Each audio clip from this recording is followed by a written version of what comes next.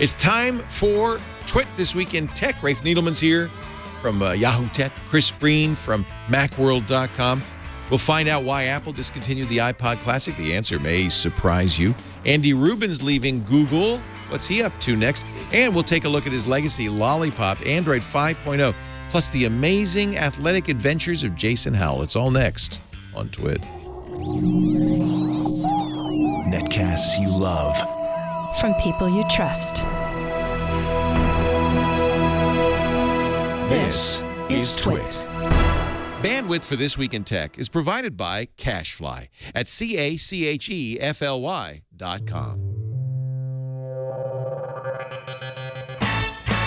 This is Twit This Week in Tech, episode 482, recorded November 2nd, 2014.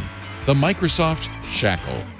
This Week in Tech is brought to you by Citrix GoToMeeting, a powerfully simple way to meet with coworkers and clients from the convenience of the computer, smartphone, or tablet. Share the same screen. See each other face-to-face with HD video conferencing. For a 30-day free trial, visit GoToMeeting.com today. And by Carbonite. Whether you have one computer at home or several at your small business, Carbonite backs up your files to the cloud automatically and continually. Plus, access your files anytime, anywhere with a free app.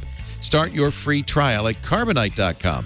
No credit card required, and use the offer code TWIT to get 2 bonus months with purchase.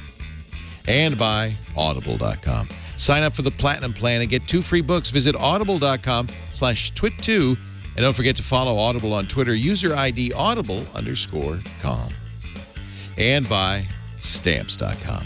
Start using your time more effectively with Stamps.com. Use Stamps.com to buy and print real U.S. postage the instant you need it, right from your desk. For our special offer, go to Stamps.com, click the microphone, and enter TWIT. It's time for Twit This Week in Tech, the show that covers the tech's news of the week with the top tech reporters in the field. One of the reasons I love doing this show is because this is how I learn what it all means. We bring in really smart people and they explain to me. Let's say hi to Chris Breen. Haven't seen him in ages from Macworld.com. One of the few remaining Macworld.com employees. Yes. It's quality. They kept me on for the quality. They kept Mac 911. But you were already working on the website, so it makes sense that if you shutter print, that you keep the web people around. Somebody's got to do it. Well, yeah. I mean, we've been doing web first for a really, really long time. And so it was, it's the nature of the print business is that print magazines just aren't happening anymore. So they killed that, and not unexpectedly, PC World went down last year. So it was our turn, and yet we carry on, and we're going to do what we can. You asked me when we started talking about this before the show, when's the last time you wrote a book? And it's true. I mean, print, people like Paul Thurrott who continue to write books, I'm not sure why, and I'm not sure who's buying print books. Well, you write a book, you don't have to have it be printed. No, in fact, nowadays a lot of what he does is online. Hey, that's Rafe Needleman. So nice to see you. This is kind of a reunion of sorts for all three of us. We haven't had you on in ages since you were back at CNET. Yep. Went to Evernote for a while, and now you're editorial director at Yahoo's Tech channel. Yahoo Tech. I'm working with David Pogue. He's your star. Yeah. Does Katie Couric stop by once in a while, say hi? Talk to her. Yeah.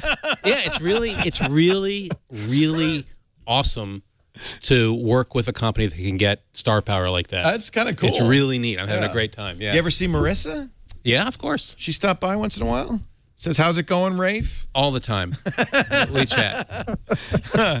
I have a real soft spot in my heart for Yahoo. I think all of those of us who are old timers, and my Yahoo was my start page for a long time on the internet, and Yahoo was my first search engine. You never forget your first search engine. You never forget your first search engine. So I sometimes feel like some people in the tech press and the public are rooting against Yahoo. I've always been rooting for it. I want it to do well. The interesting thing about Yahoo is that outside of the tech bubble, where you're king. It's everything, yeah. And tech bubble people don't know about things like OMG, which is a huge property. It's the gossip channel. TV.com. These are very big content properties that you're right. I think normal people know about, but they're kind of, it's not the cool new thing anymore. The interesting thing about working for Yahoo and for the Yahoo audience, I've never worked for this mainstream an audience before. It is so hard. Yes. And it's, I mean, to write in a way that is both accurate and approachable for everybody. Challenging. Oh my God! But it's really good. I like it. That's why one of the reasons I keep doing the radio shows, because it keeps you in touch with what normal people are worried about, as opposed to what we in the tech bubble are worried about. But this show is a tech bubble show. I don't mind saying this show is by and for enthusiasts, because it saves us a lot of time. Well, the internet, is this interconnection of computers all over the world. We don't have to say that. We can take it as written that you all know what. So I guess, boy, what is the big story? There were a lot of big stories this week. I do apologize. We had booked Kara Swisher for this show. I really wanted to get her on this week. And unfortunately, her schedule changed. She had to fly out of town, so we didn't have her on. But I was going to ask her about the Kim Kardashian interview at Recode, which I thought was interesting. And then she wrote an article, and I wasn't going to cover this story without her here, but I'm just going to mention it. But I don't think it's a tech story for us. I think it's a story, more of a social story, but Tim Cook coming out. Oh, yeah. And I wasn't going to actually really talk about it because it doesn't have anything to do with technology. But she wrote, and I think she's right, it has a lot to do with somebody in a huge position of power, a very public person, coming out is a really great signal to young gay men and women who might be worried about how the world's going to receive them. And they're saying, here's a guy who is running the most valuable company in the world. And he says, I'm glad. He says, a gift from God. Kara wrote a good article about it. I was going to ask her about it, but yeah, there it is. It's good for him. Yeah, good for him. She says it's the Tim Cook moment. But that's all we'll do, because we want to talk about actual technologies as opposed to the kind of the gossipy social angle. Although not that I'm against gossip. That Tim Cook coming out isn't gossip. It is like a huge, it's just a huge step forward for humanity, if you ask me. I agree. Yeah, I agree. Yeah. Well, and I also think it humanizes Apple more, and I think that's something that Tim's been doing since he's come in. He's gotten the Steve Jobs monkey off his back. Well, that's clear, isn't it? Yeah, and they're talking about things like the environment much more than they had before. I mean, they always had sort of the Green Push initiative, but Tim Cook really means it. And talking about social issues, trying to do something about labor issues in China. And I think this is where he kind of steps up and he walks the walk and says, and in addition to that, this is who I am. He humanizes himself. He humanizes the company. And I think he kind of puts this whole CEO as superhero, but with a touch of evil in them, behind us a little bit. He's coming out of the mountain is where he's coming out. He's not in his evil lair anymore. Yeah, but and you know, there was that trend. It was sort of the Ellisons and the Ballmers and Steve Jobs and these CEOs that were brilliant, but you know, sort of people you wouldn't want to meet on the street because they'd kill you. And where I think with Tim Cook, he's more of the kind of a guy who has a real life, and you say, yeah, this is an individual who's willing to talk about himself and not be that guy, as tough as he may be in business, but to actually show that he's a human being. He's talking here at the Wall Street Journal conference about retailers. This is a big story this week about, and last week too, about retailers like CVS and Rite Aid that are in the MCX group and aren't doing, or they're going to do currency. He talks a little bit about that here in this. Can you get my audio or no? We've been at it for a week, and I followed these numbers pretty closely. In the first 72 hours, we had gone over the 1 million mark on activations of cards. And Visa and MasterCard, we talked to these guys today, and they told us that if you sum up everyone else that's in the contactless mobile payment at the point of sale, we're already number one. And not just number one, but we're more than the total of all the other guys. And we've only been at it a week. And so I feel fantastic. I think it's great. Now, we've got a lot more to go. We've got a lot of merchants to sign up. We've got a lot more banks to sign up, and we have the whole rest of the world. We're only in the U.S. right now. And so we're just getting started, but the early ramp looks fantastic, and I'm getting flooded with emails from customers that are just, you know, it's sort of that moment You use the phone, and that's all you have to do. Now, this is all I sales went to stuff. Whole Foods and did this, and it's unbelievable. You're no longer fishing for the credit card. You're no longer worried about. We're going to cut this out, but can we cut right to the part? It's not that long a soundbite. And last year, and so I think it's the first and only mobile payment system that's both easy, private, and secure. So I think we hit on all three key points that the customer cares about. Bite. Is that the beginning? He's well spoken. He's very good at making. He really turned it into a sales pitch by the end. Yes. Yeah. All right. Well, I wanted to have him talk about currency and why he's not worried about it. I'll tell you a good reason why he's not worried about it. Currency has already been hacked. So that's a bad start for a system that is not available. Number one, is ridiculously complicated. You have to take you have to have the app. You have to take a picture of a QR code. You have to then show that QR code to the camera on the other side to register it back to the. It's nuts. And it doesn't hook into the credit card system. Well, and that's the point of it, right? Right. So they don't have to give any money to the credit card system, and they can keep all the information. Right. So I've got to give some new system access to my checking account. Right. Thank you very much. Right. And apparently they ask for your social. They ask for your home. They know your home address. They know all sorts of stuff. And so it is cause for concern. You know, the currency folks said, oh, no, we're secure. Customer email addresses were hacked. Now, currency says, well, it wasn't us that was hacked. It was a third party that was that had the email addresses. Well, that doesn't make me feel better. We did a story on how to punish stores that have turned off Apple Pay if you're really mad at them. Just a silly thing. Do you think people are going to do that? Punish them? Yeah. And the way you punish them is to use a credit card with the highest possible charge to the American Express, right? Yeah, right. Just use your Amex from now on at all Rite Aid stores.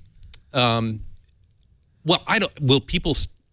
I think people are going to be pissed. I think it's a non-starter. What, currency? Yeah, it's just insane. Because I mean, not to sound like a fanboy, but I'm already bored by Apple Pay because it is just so unbelievably easy. It actually works. It's such a non-event to use it. Right. So, Chris, didn't you say that? I think somebody. Yeah, I think it's. Yeah, I think it's a really great system. And the take I have on this story is that Apple Pay is great for us as consumers. It's great for credit card companies because they're going to make more money because people are going to use the thing more. It's good for the banks, but it's not so good for the retailers because they're trying to get out from under credit cards. So you understand why they're doing this. Right. But you're right. It's a terrible implementation. It's consumer hostile. And so I think it is kind of a non-starter where people are going to go in and just say, I'll go to Walgreens instead because they're going to accept Apple Pay and you are not. And I think that's too bad because I would like to see the retailers get something out of this. But it's not going to be that way. It's going to have to be some other method where they're going to get a break somehow on credit card payments or something. So that they want to be part of it. It is ironic. And I almost wonder maybe if they've been targeted by disgruntled Apple Pay lovers because they aren't even public. They're still in a pilot program, and they had to send out an email to their pilot users saying an unauthorized third party had obtained email addresses. They said, don't worry, a lot of the addresses are dummy accounts used for testing purposes. That's not a reassurance if you're not a dummy account. The currency app itself was not affected, so don't worry. And yes, we take your security very seriously. We're not any good at it, but we take it seriously. Right. And they're just dummies who are using dummy accounts. Dummy accounts. Oh, sorry. Okay. Please, some of you were dummies. I think this is an example of just one. This is the nail in the coffin. This is like you couldn't get much worse than that. By the time it rolls out, if it ever rolls out, this will have been forgotten. But by then, Apple Pay people will be so accustomed to using it at Whole Foods and Walgreens that they'll go to a store and they don't have Apple Pay and I have to use this other system that wants my social. It's like, no thanks. Right. So it's dumb. Very, very. If you make a customer happy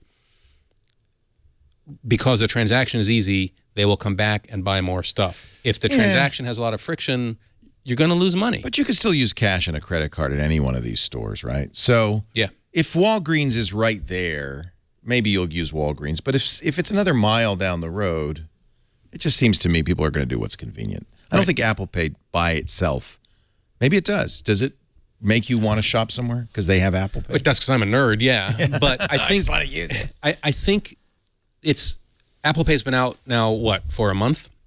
Not even that. Less? 2 weeks. No, a couple of weeks. Okay, 2 weeks, and it's already boring and reliable. Yeah. So, and it's only just come out, but what is left that Apple can do? You think this is it? That Apple's just going to roll out Apple Pay and that's it? Where are the coupons? Yeah. Where are the loyalty programs? Yeah. Where are all the little things you do with plastic cards that you're now going to be able to do with Apple Pay? Good point. This is just the beginning of how Apple is going to make retail better, or try to anyway. And as I think it was Philip Elmer DeWitt last week pointed out on Twit, one benefit of Apple Pay is the lines move faster. And that would get me to go somewhere. If I knew that the line was twice as fast at Walgreens, I might go across the street just because I could get out faster. Yeah. That's a benefit. I think we mentioned, I don't know if we mentioned this last week, they're talking with China about Alipay. Alibaba has its own pay solution. And if they put Alipay in China, Apple Pay in China through Alipay, that's a huge deal. That opens it up worldwide. Well, very big. Yeah, globally, yeah. I feel like we've done, I'm trying to remember if we've done some of these last week. Well, yeah, the whole getting into China thing is huge to the point where, you think of Apple as being a technology company and they're selling lots of iPhones, and I've been talking about the iPhone as money forever, and I think a lot of us have. And now that it is, and think of, because they get 0.025% or something per transaction, and or maybe it's 0.25%. That turns out, if in the U.S. alone, we spend $2 trillion on credit card purchases. So if all that was going to Apple Pay, that would be $3 billion a year in transactions. And remember, that doesn't come out of your pocket directly. It comes from the credit card transaction. It comes from the credit card company. So now expand that to worldwide and say, okay, well, that's ridiculous. Of course, Apple's not going to get all that. Let's say they get a third of that over time. That's still an enormous amount of money. And in using a system that people are encouraged to buy with. Where I think when Tim was talking in the sales pitch about we already have 1 million people, well, of course they do, because they sold a ton of iPhone 6s and people were interested in the novelty of it. So sure, people signed up in droves.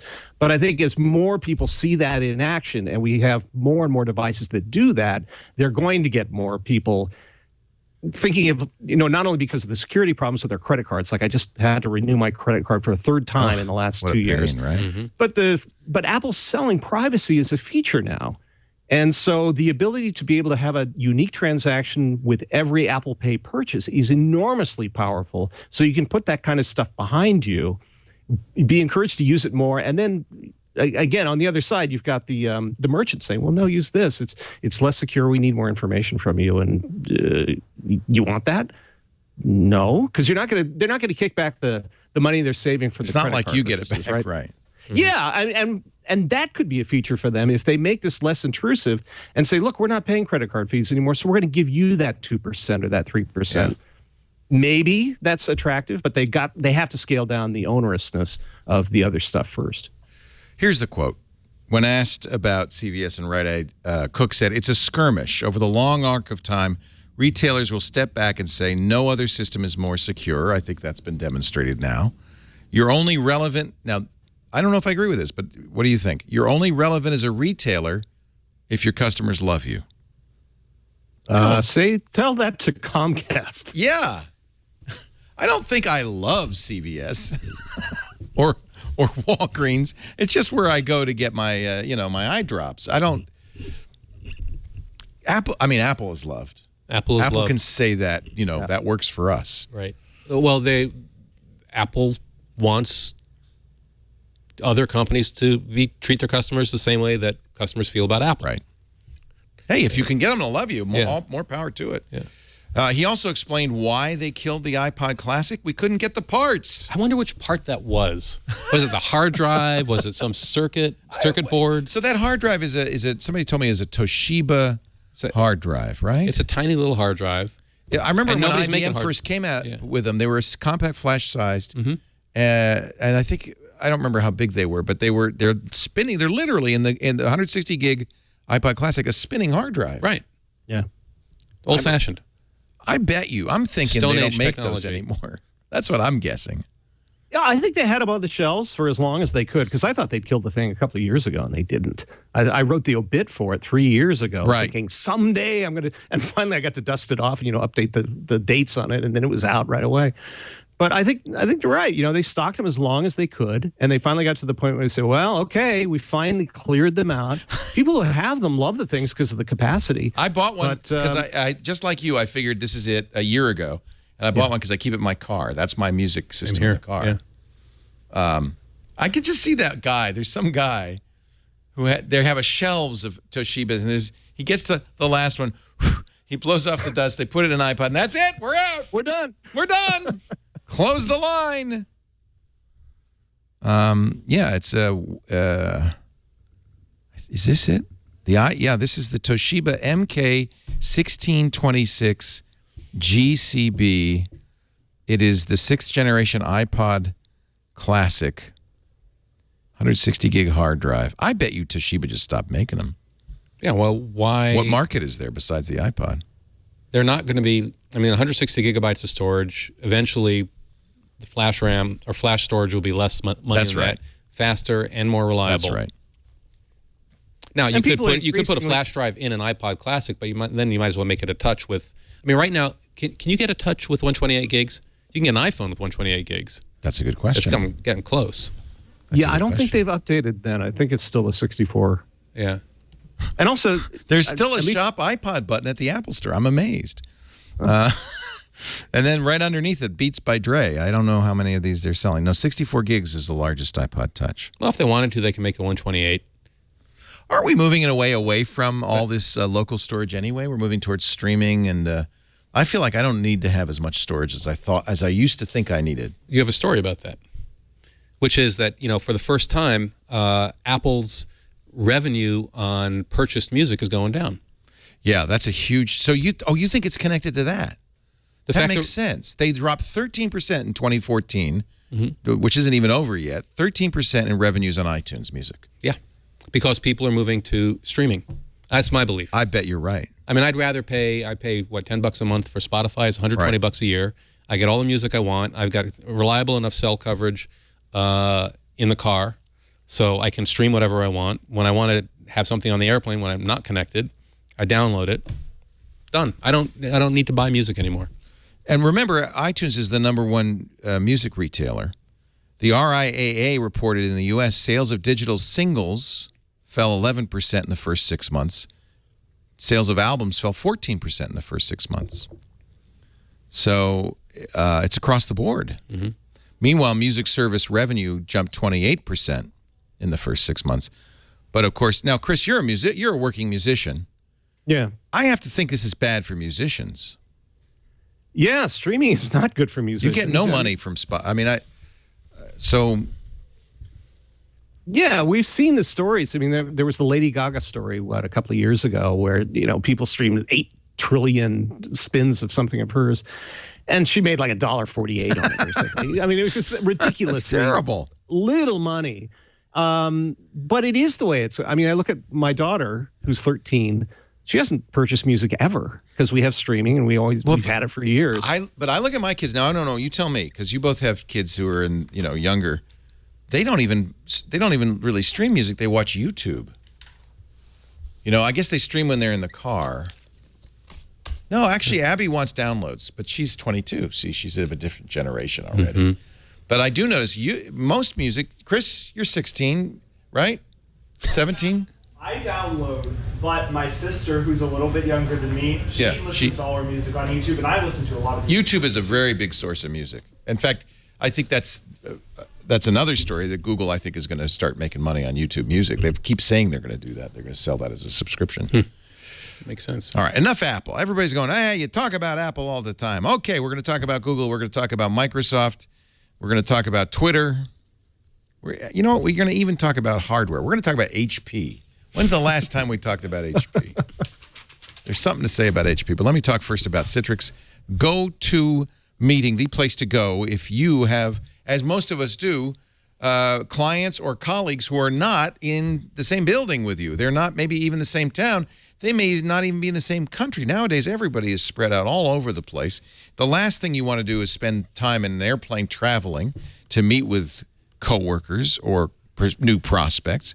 Wouldn't it be cool if you could present that sales pitch or work together online? You can with Citrix GoToMeeting. You never even have to leave your desk. In fact, you might never even have to leave your backyard because you can use an iPad or a mobile device to join a meeting. You could present from the iPad. You'll save time. You'll get more done. And you'll even see each other face-to-face. You don't even give that up. GoToMeeting now has really nice HD video conferencing built in. So you share screens so you can collaborate on documents. You can see each other face-to-face. It's a very easy way to schedule meetings. They have a simple way to do it in Outlook. You just send out a meeting invitation, but you don't have to do that. It's so easy to start a meeting. You can press a button and say, hey, let's meet right now. And it's simple. Plus, you pay once and meet as many times as you want for as long as you want each month. I love it. GoToMeeting. We use it. I want you to try it. 30 days free. Just visit GoToMeeting.com. Click the Try It Free button, and you got 30 days free waiting for you. GoToMeeting from Citrix. GoToMeeting.com. Try it free. Rafe Needleman is here. He's editorial director at the Yahoo Tech site, tech.yahoo.com. Great to have you. He's at RAFE on the Twitter. Chris Breen, my old buddy from Macworld magazine, still there at macworld.com. He does the Mac 911 column. Keeps us all using our Mac. Macs are back, I feel like. Macs are back. You know, we write about all the stuff. The iOS stuff, the Apple TV stuff, the Mac stuff. Yeah, but Macs are they're doing quite well. Just got the 5K iMac. I reviewed it, and now I have it at home because I bought it. How do you like it? Oh. You bought it? Yeah. It's kind of, well, so, okay, I made the mistake of buying a Mac Pro, the little beautiful. The trash can. Trash can. Yeah. Thanks. Makes me feel even better about it.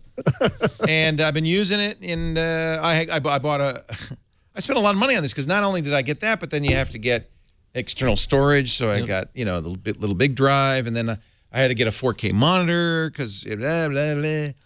So at the end of the line, I don't know, I've spent a ton of money, and it's not as fast, and it doesn't look as good as the 5K iMac, and it's twice as much or more.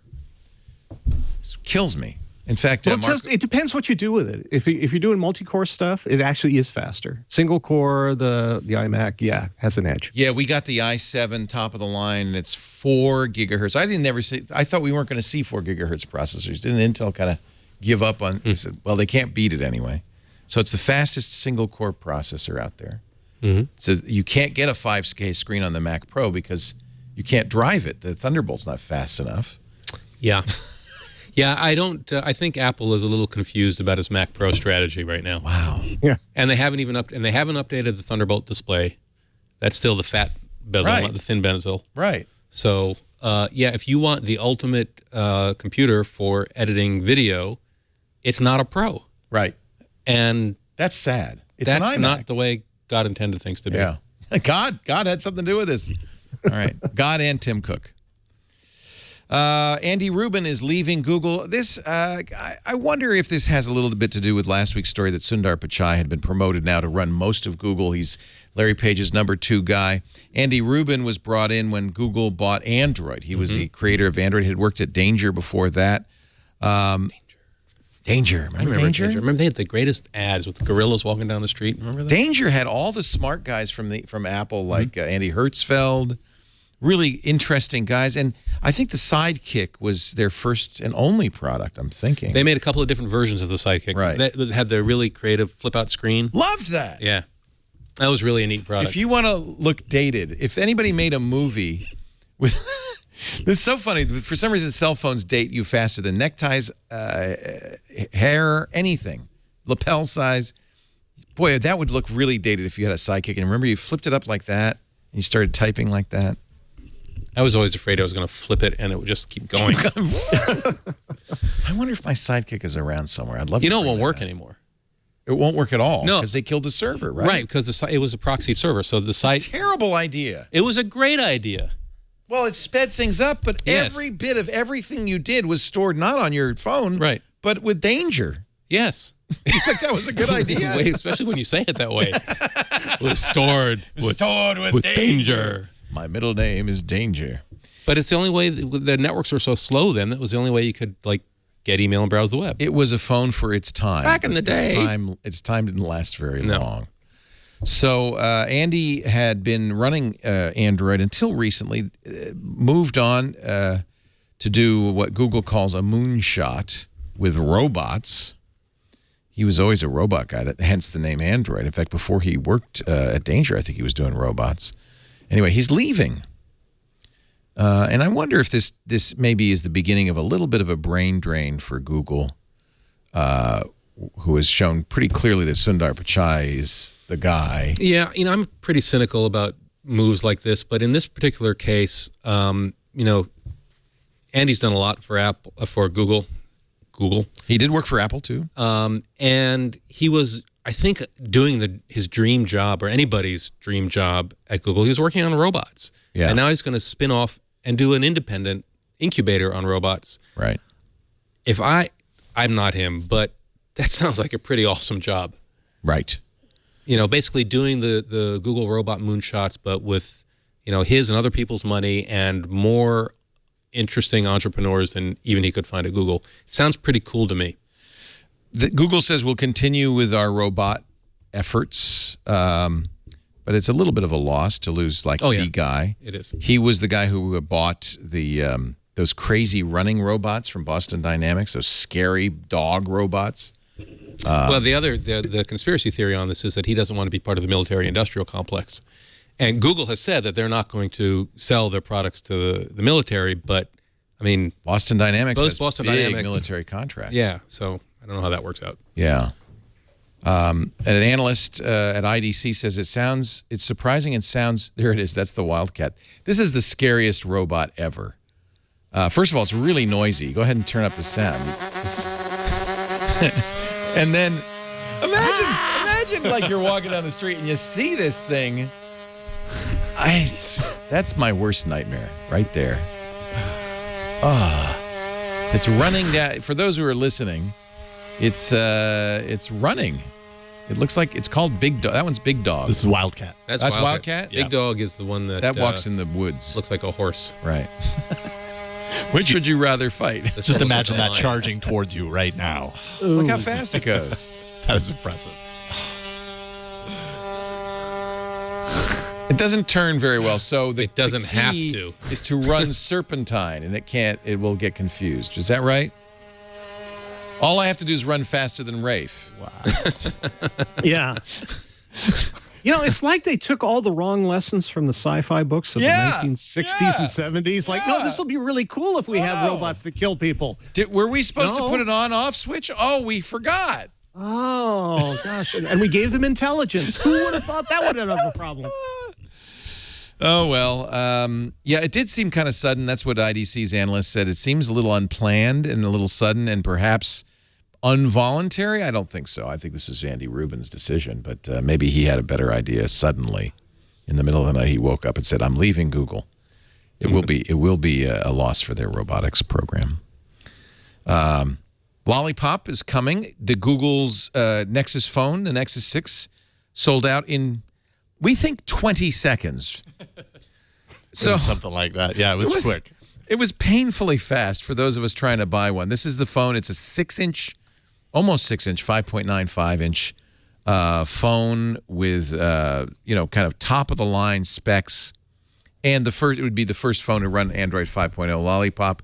Google said, we'll put it on sale October 29th. So Jason and I both got up early that morning, started refreshing the Google store, refresh. They hadn't put it on sale, but by about I think 10:30, 10 a.m. I needed to be here at 10:30, so I left the house at 10:25. I got here at 10:30. It was sold out. Yep. You got one. I did get one. Yes, I had an elaborate system. And he had two somehow it worked. I feel like I lucked out more than anything because it was quick. You're refreshing the left and then the right and the left and the right. Different configurations. And then the left one suddenly goes from pre-orders start soon immediately to out of inventory. It's like, oh, crap. So then I'm refreshing on the other one as fast as I can. And somehow it worked. Did you get the midnight blue or the... I got the white. 64 gig. Good. That's the one I would have gotten. Yeah. So we'll have that when? Now, when is that? When are they going to ship that? Supposedly shipping the 21st of November.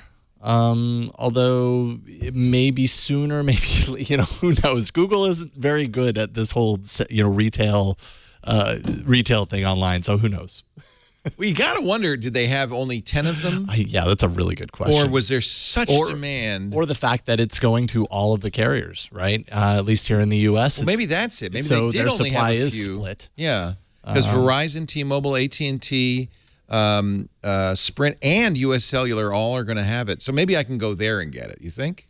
And possibly, if that ends up being the case, you might even be able to go there sooner than I will get it through the pre-order through Google Play, because I think it was expected to be released sooner than this. And this wasn't cheap. I mean, it didn't sell out because it was an inexpensive Nexus phone. This was $650 for the one you got? The one I got ended up being somewhere around $700. Once you get all the taxes? Yeah, $700, $750, right around there. I mean, not inexpensive. This is priced like any other, top of the line phone. Well, it is top of the line though. It's pretty. Yeah, exactly. It's pretty beautiful phone. I'm a little disappointed. I was really looking forward to.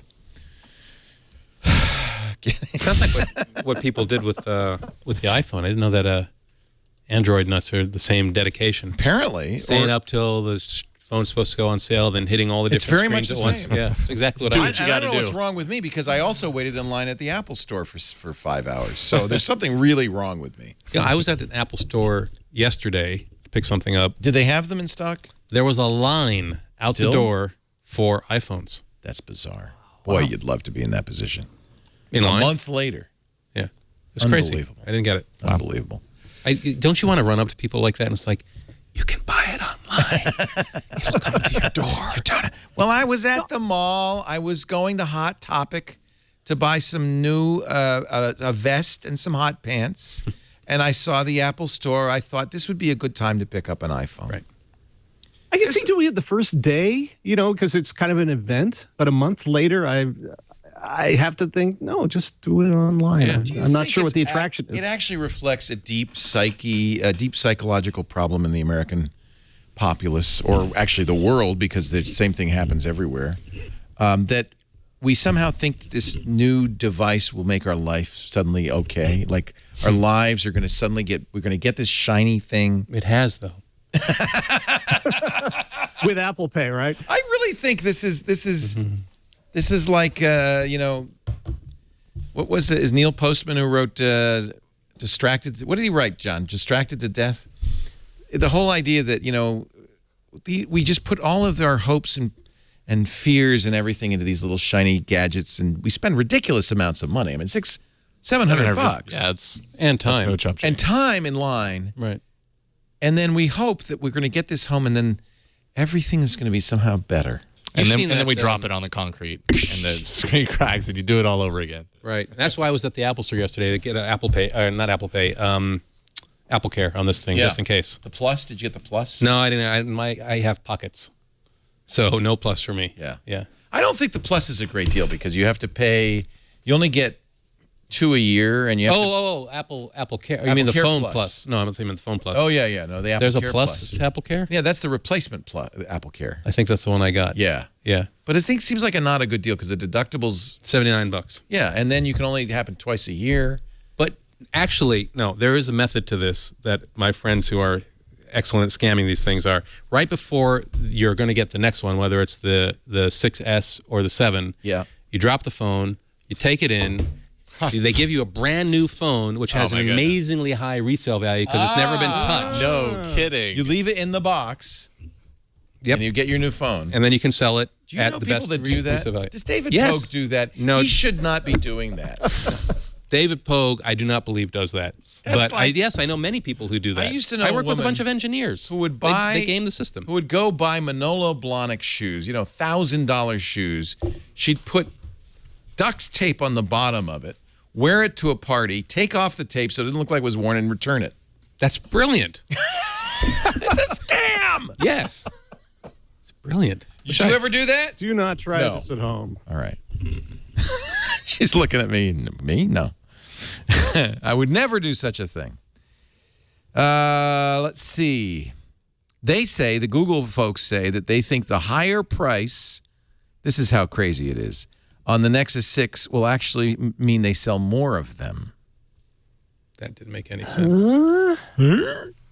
We're selling Nexus. This is Hiroshi Lockheimer. Which is about the best name ever. In fact, why wasn't I Hiroshi Lockheimer for Halloween? Hiroshi Lockheimer, Vice President of Engineering at Android at Google, says, we're selling the Nexus 6 in a way most people are used to buying it. Through carriers. So the decision to go with a more expensive product was a result of feedback that showed an interest in a more premium-feeling smartphone. But didn't the Nexus 5 feel premium? It did, but you could only get it online, right? And I think that's the big difference here is Google's finally stepping up and saying, we are now putting our phones where most people buy their phones, which is at the carrier store. That's why. So he says, well, counterintuitive, Hiroshi Lockheimer said, it sounds like I'm making it up. Hiroshi Lockheimer said he believes the more traditional price tag will actually spur sales. Google has traditionally promoted the Play Store as the primary source to purchase Nexus devices. And in fact, that's where it was sold out in 20 seconds. But working with carriers, they'll be able to sell it subsidized, $200 with a 2-year contract. And people are, what's the word? I don't know. What word are you looking for? Dumb? They think that means the phone costs $200. But of course, you have to have a 2-year contract, and it gets amortized, baked into the cost of a higher cost of service.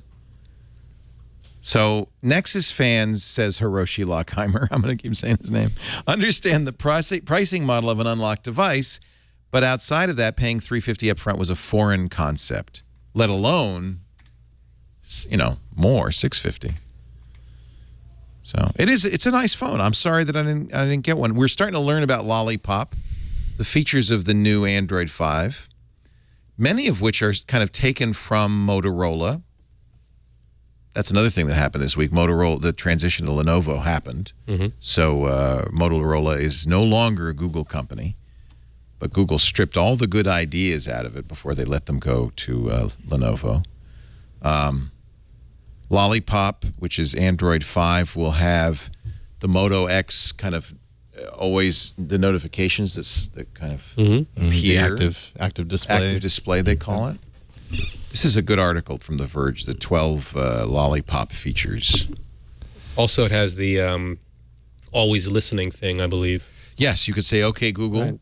That, by the way, Google is now doing a deal or making it possible for app developers to turn that on, so that you'll be able to do it within an app. And what's interesting is it'll send it back to the app so that the app can, so let's say it's TripIt, so that you'll have searches that are TripIt specific. So you'll get back appropriate search results from Google to the app that you're in, which is kind of cool. Let's say, what else? You can knock on it, hardware allowing. That's something that OnePlus does. Double tap, wakes it up.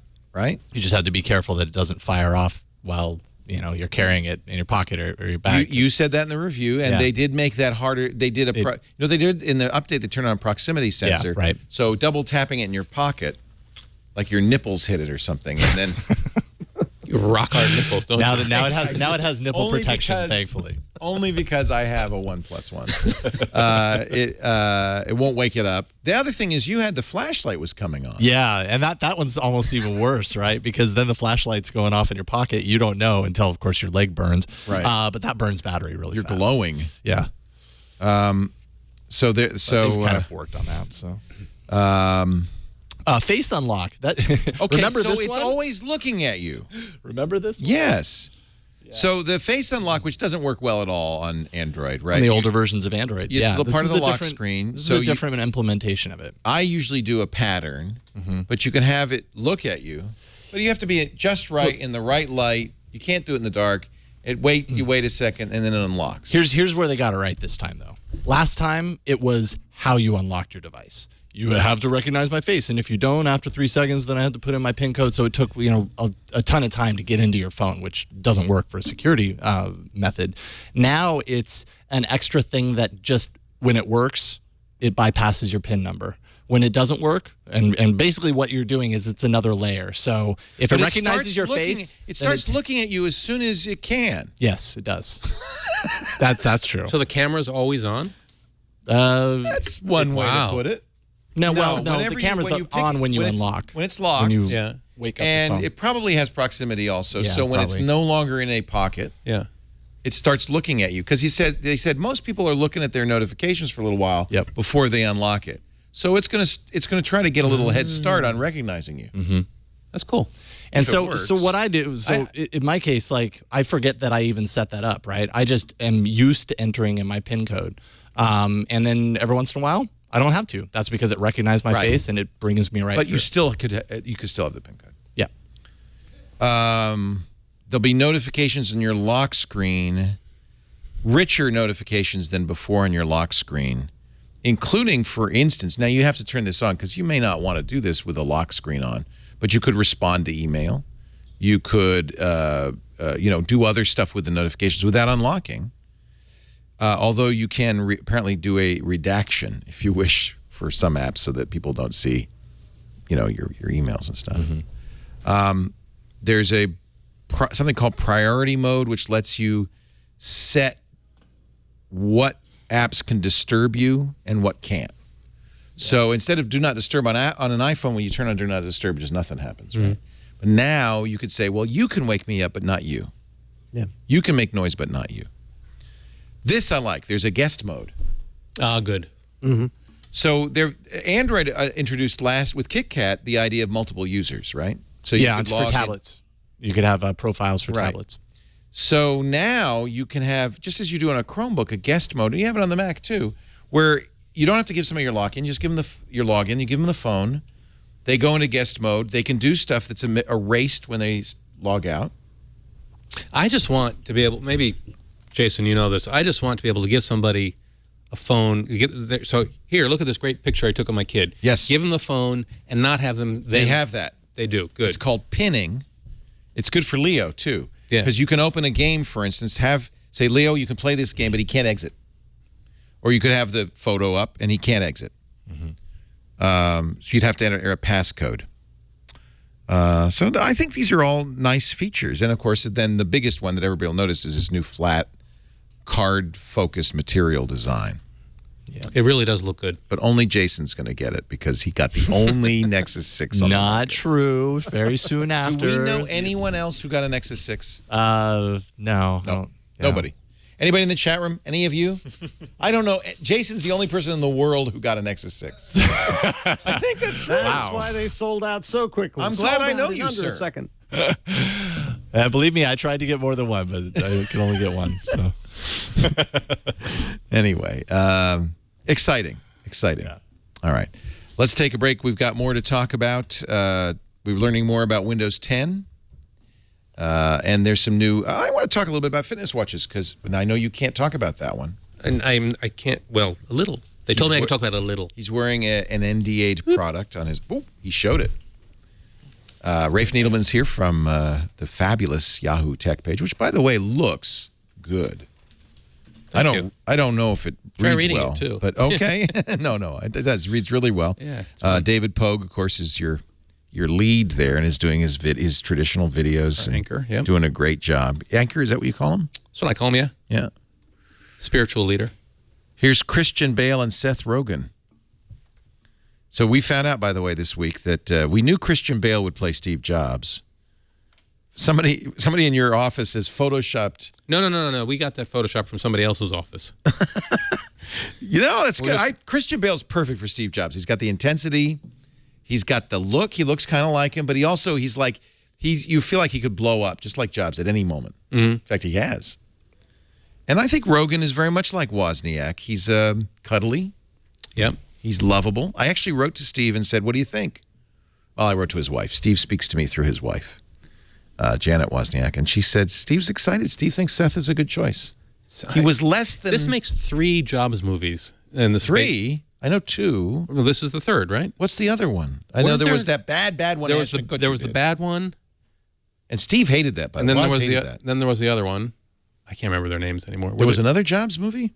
Well, there was Fire in the Valley, and then there was. Oh, that's a Kutcher real old movie. one. Yeah, yeah. And the Revenge of the not Revenge of the Nerds, the Empire of the Mind, Empire of the Nerds, Pirates of Silicon Valley, Pirates, whatever it was, the one with right. Pirates of Silicon Valley. he was Noah Wyle was Steve Jobs. He was the best Jobs, but he's too old now. Noah Wyle was a very good Steve Jobs, I thought. Okay, so yeah, if you include that, yeah. There have been others. The Ashton Kutcher movie, Mr. Wozniak hated. And was offended. I couldn't watch it. I went and saw it in the theater. It was terrible. But Woz was offended because for some reason the makers of the movie, Ashton Kutcher, I guess, decided that it would be Steve Jobs who had the vision that the Apple II, the people would want a computer, and he had to convince Woz that it was worth doing. And of course, everyone knows it was not. It was Woz who had the vision. You know, he knew what he was doing. He wanted a computer. Everybody knew wanted a computer. I think this looks good with Rogen, the newly slimmed down Seth Rogen as Woz, and I think he has that cuddle factor. Woz is cuddly. Woz is the anti-Jobs. Woz is like you. Woz doesn't like to say no. I mean I know Woz pretty well. Yeah, he's just he'll say yes to anything. I could see him in that role. I don't know. Anyway, I got distracted by the fabulous Yahoo Tech page. See, there you go. You see how easy it is? We know what people like. You get right in there. Tech.yahoo.com also here. Chris Breen from Macworld.com. He does the Mac 911 column and a lot more.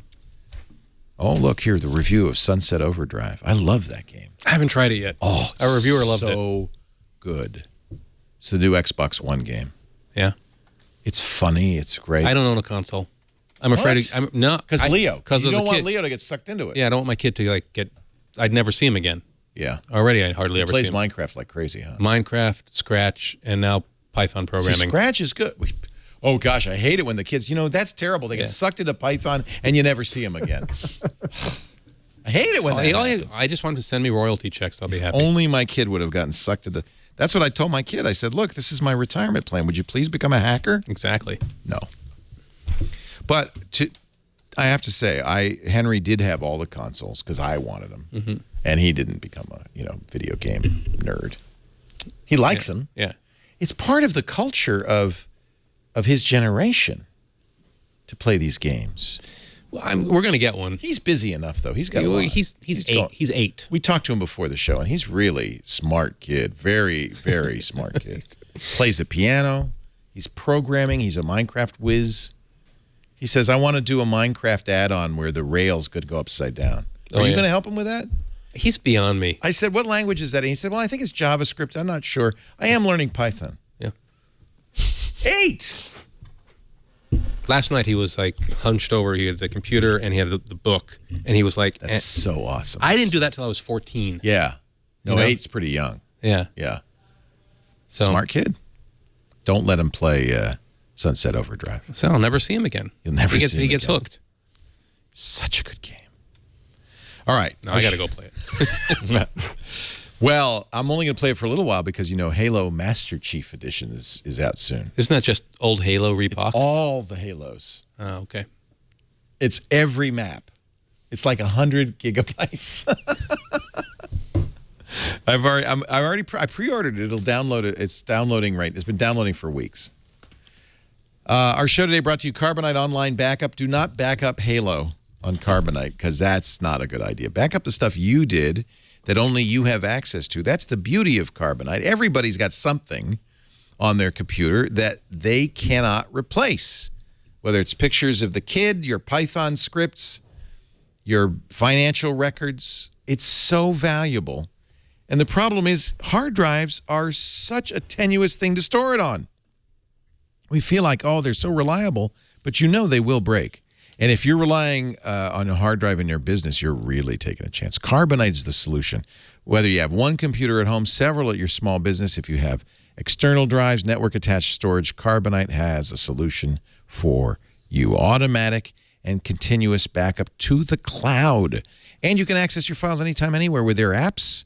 You can log on to your Carbonite account on any computer. No wonder 50,000 businesses use Carbonite now. And at home, Carbonite's awesome. Here's the deal. You could try it right now at Carbonite.com. There's the workstation plans, the pro plans. You'll see all the different plans. Pick a plan. You can try it free. And use our offer code TWIT when you do. They'll ask you, what was the offer code? You say TWIT, because then when you buy, you get 2 extra months. You pay by the year or 2 years or 3 years. That's nice because you don't have to think about it. You just buy it and you're just done. They never meter how much data. They also have advanced plans for businesses that include a Carbonite appliance that does local and cloud backup. They have lots of really good solutions. Carbonite.com. No credit card required for that free trial, and do use the offer code TWIT because that way you get 2 months free when you buy. We had a good week on TWIT this week. Do you have the cut down? We did a little thing. I believe I do. A little kind of, this is what you might have missed if you missed anything this week on TWIT. Let's check it out. Yeah. Previously on TWIT. We're going to look at terrifying tech. Oh my word. Chad. You're a monster. I don't like the way this smells. Before you buy. We have, sitting right here, the new iMac that Apple announced a couple of weeks ago. This is the 5K iMac. Tech News Today. Current C, which is the alternative to Apple Pay and Google Wallet being foisted on retail store customers, has already been hacked. Coding 101. All you artists out there who are doing things with Arduinos, you're writing C code. That's awesome. TWIT, making the world safe for technology. Yeah. I'm glad to see you dressed up, too, though. I see that Alex didn't wear a costume today. He never gets in the spirit of Halloween. Yeah, I know. Alex, the red shirt Gumple, we call him. He's gone. That was it. We left him on the planet. We are talking TWIT. We are talking tech. Chris Breen, Macworld.com. From Yahoo Tech. My old friend Rafe Needleman. Did you set your clocks? Did you remember to set your clocks back or forward or whatever the hell we're supposed to do? Every year I have fewer and fewer clocks that have to be set manually. Isn't that nice? Yeah. I wake up, my bedside clock knows what time it is. The hall clock knows what time it is. It's the oven. The oven has a microwave which has a broken 1 key, so I have to wait until there's a time without a 1 in it until I can set it. Other than that, it's all automatic. And I live with somebody who's a little bit finicky, and if the clock and the microwave and the oven don't match, that's a problem. The worst. Yeah, you have to be within like arm's reach of each other so you can go beep, set them at the same time. You know what frustrates me? I buy radio clocks because I want everything. The atomic clock. But you have to put them outside sometimes.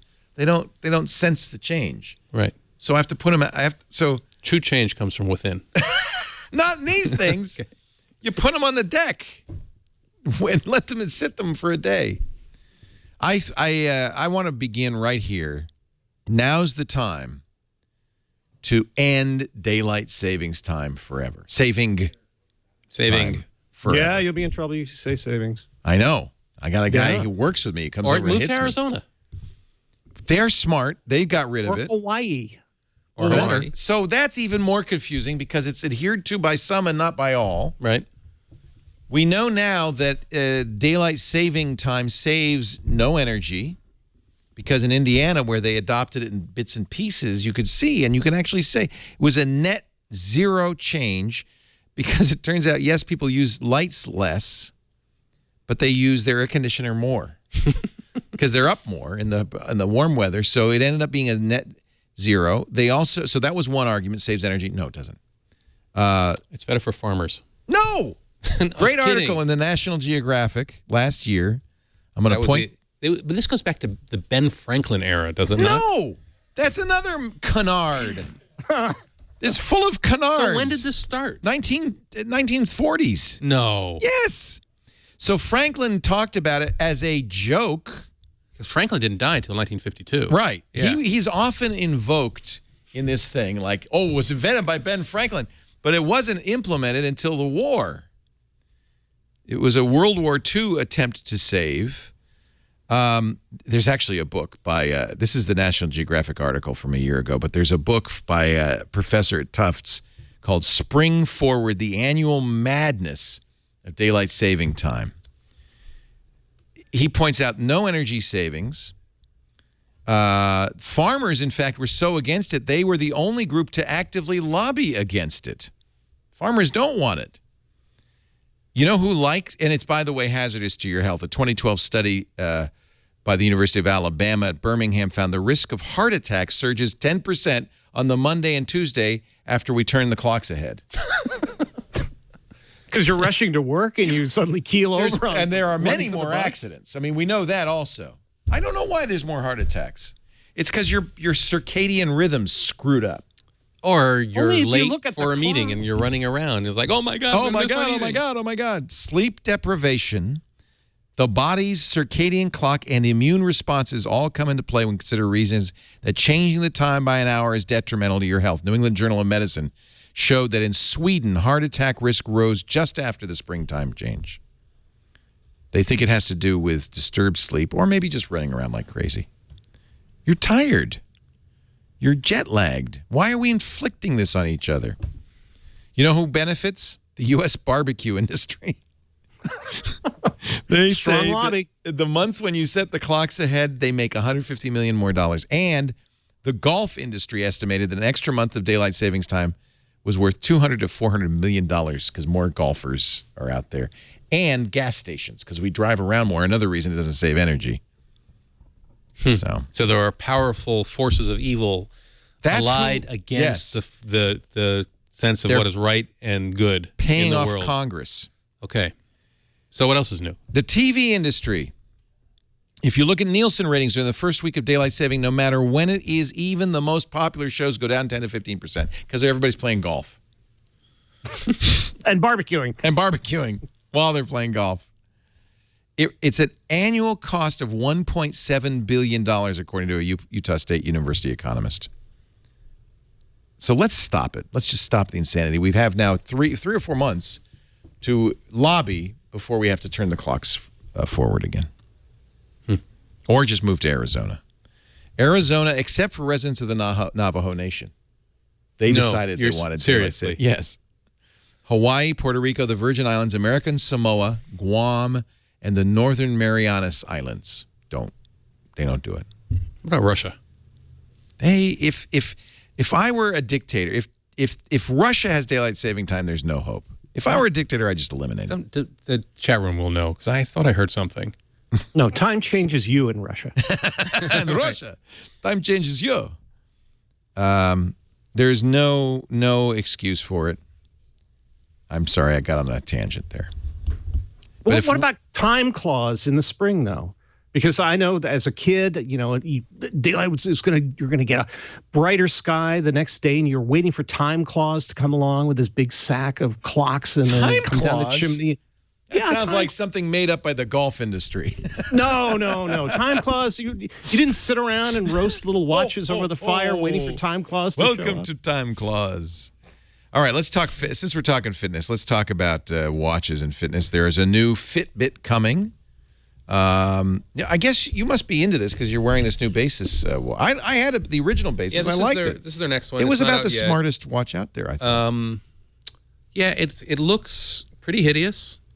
But, as did the old one. It's very functional. But it actually doesn't look like it's trying to be something it's not. Now, this is Intel bought them, right? Yeah, Intel bought this company. And it does steps. And the cool thing about it is it does heart rate, which they all do now. It's kind of a standard feature. But the Moto 360 does heart rate. Not well. It has the thing on the back that... Does it do heart... Oh, look, it's trying to measure my heart rate right now. Does it do heart rate... when you're exercising? Because it does heart rate continuously. Okay, because a lot of these... And it'll show you your heart rate over the day. So that's an improvement. Yeah. Because a lot of them say you have to stand still and don't make any noise. No. That never happens. I know. What good is that? No, it measures heart rate all the time. The battery's supposed to last for 4 days. The Bluetooth stuff isn't turned on yet, so it's not giving me all my alerts, but it does sync to the phone. Oh, so you do have some notifications? No, I'm not getting any notifications. But you would. Theoretically. That's coming. We'll see. How much? I don't know. Unannounced? 200, 300, around there. The problem is that the other companies like Fitbit and Apple, they're all about the same price range, and they seem to have more design chops. Well, Apple's certainly. Yeah. Not the same price range necessarily. Here's the thing that gets me about all these things. They're looking for a reason to be. Right. So, and they're all pushing health because that's what they can actually do for you that a regular watch can't. Right. And they all want to also measure your sleep. Right. Which is a double problem because who wants to wear a watch at night Well, the funny thing and then you is, got to charge them all the time. Apple apparently has put into its Apple Watch, it has the taptic feedback where it does. I've been told it doesn't actually buzz. It's just like somebody's actually tapping you, poking you. Yeah. That's pretty cool. Yeah. Thanks. So they have a taptic feedback alarm that'll wake you up. Okay. But we also know that the Apple Watch won't get through a day without charging. Right. So what good is that? You buy 2. This is your my night watch. watch. And your day watch. Yeah. That's useless. But the tap thing is actually unbelievably cool. I haven't Have you seen felt it? No. But the thing about it that I like is the integration with maps. Did you hear about that? No. Where if you have walking directions to somewhere, it'll say left. It will tap left. It'll tap you differently for go left, go straight, go right. Neat. So you come to an intersection, it goes beep beep. Oh, that means go left. See, that is one use for. I have the Moto 360, and I've tried a bunch of them, including the old bases. Yeah. This is the one I've stuck with the longest, and that was one really good use for this. Was you can do okay, Google, take me to the airport. Well, actually, this was for walking around London. So take me to the Tower of London, and it would put the map on the watch face. It would take your next turn would be on the watch face, and it would buzz when it was time to change direction. Oh, cool. Yeah. But it didn't go left, right. It would just buzz, and you have to look. But I thought that worked really well. That was a good use for this. So you have that set, so it automatically comes on. Yeah. When you do that, that's a disadvantage in a way is that these don't. They're not like a real watch where they're always on. This one's always on. I will say that. Yeah, but because it looks crappy. It does look pretty crappy. So it's. But it's always crappy. It's not intermittently crappy. This looks good, but is only, and you can make this look like a Rolex. People, there's all sorts of faces out there for this. Anyway, Fitbit has some new ones. They really have kind of owned this market because they were the first. I remember when they were. Was it a Kickstarter? They were a. I think it was some sort of crowdfunded thing. Fitbit? Maybe not. No? Fitbit, I remember when they announced at a either a TechCrunch or a launch conference. Maybe that was it. It was just a startup. Ages ago. And nobody had really had this idea yet. I mean, it was a pedometer, let's face it. It was something you put in your on your Yeah, pants. it was a clip. Yeah. I've lost many of them. Many. Brilliant design. Yeah. Falls off like that instantly. Lasts a day. San Diego Zoo has one of my Fitbits. Right. One's in Paris. Good place to lose a Fitbit. One's in the toilet. But they fall off. They fall off really easily. Anyway, they've gone to the band because that doesn't fall off. Their newest ones have been announced. The Fitbit Charge HR and the Surge. They all do the same thing with the heart rate tracking. And as a result, they're kind of bulky. These will be out early next year. This is a replacement for the Force, which was pulled back because it had nickel in it and made people itchy. So this is that was a PR disaster. It was for Fitbit. But Jawbone, remember the Jawbone Up? What a PR disaster that was. It basically they took them all back. Wait, which one was the one? See, by association. Well, this Jawbone was the one that had the irritated people, right? No, the Fitbit Flex is the one that the Force was the one that irritated people. Jawbone broke. Jawbone just didn't work. Right. Okay. This has been a problematic it's one of those category. Harder than it looks categories. I think everybody's trying to get these out now before the Apple Watch comes out. Yeah. This has that same heart rate monitor. It's probably the same company that makes it that blinks. So that's all the time. So you would get a graph at the end of the day that would show how your heart rate went. Oh, that's cool. That's useful. Shows you how out of shape you are all the time. Right. This seems like this is kind of like a new PDA category. The idea being that these are these single-use devices. Yeah. And that once we do get something like the Apple Watch that's not only a terminal for your iPhone, but also acts as a trigger for HomeKit and a controller for your Apple TV and the various things that it's going to do, these other things are going to seem like single-purpose wannabes and like, well, why would we need that anymore? Let's just get this one device that does everything. And then we'll get another one the next year because, of course, it'll do new magical things. And I feel sorry for the people who get the gold ones who are going to spend, I don't know how many thousands of dollars and find out, oh, you mean there's one that's thinner and it doesn't require an iPhone. The Apple says we're going to do a drop-in replacement. I was wondering if they were going to do that and do some kind of rebate. If you spend basically $6,000, and that's what the rough estimates are. Even at $6,000, we talked about this last week. At $6,000, a gold watch would be a good deal. Yeah. Wow. So even at $6,000, if it's obsolete next year, that's not good. So the thinking is maybe Apple will have some sort of upgrade. A subscription service? Yeah. Microsoft's in this business. Paul Thurrott got his Microsoft Band. He says, even after less than a day of use, it's pretty clear the Microsoft Band is big, bulky, uncomfortable, and complex enough to dissuade many from using it. It's a perfect Microsoft product. He does say there's magic here. You've got Microsoft Health Services, which he says are more comprehensive than the Health Kit or Google's Health Service thing. But the Band itself, and I've heard others say this, is just kind of uncomfortably bulky. All of them are. None of them are great. No, the thing is, for the heart rate thing to work, it has to be pressed against your skin. Right, that's why. Yeah, so thank goodness this thing, is flat. It's not curved. You could see in the picture on the it's like the first site. The first square Google watches. Right. Even though they're pretty much the same size as the round one you have, they just don't sit well. He says it's like wearing handcuffs, and you're always aware the device is there. It does have a very nice screen, which does a lot, including notifications, of course. It's not just a fitness band. It does have sleep monitoring. He says the results were not inspiring because I felt like I slept well, but according to the band, I only got 4.5 hours of sleep, one of which was restful. That's bad. When the band tells you that you had a crappy night's sleep, you thought you felt fine until you saw that. No, it just sends up an alert that says, get a CPAP. You snored all night. You kept me up, says all night. Somebody Feld in the chat room says the new name of this is the Microsoft Shackle. It does it does look like you're under house arrest a little bit. Put it around your ankle. Wow. Actually, you could wear that around the ankle for monitoring. It wouldn't be quite so obtrusive. I actually have done that with my Fitbit because all of these have one big failing is that they measure walking and running, but no other form of exercise. So you work out. I row and I work out for hours rowing. And it says you didn't do anything today.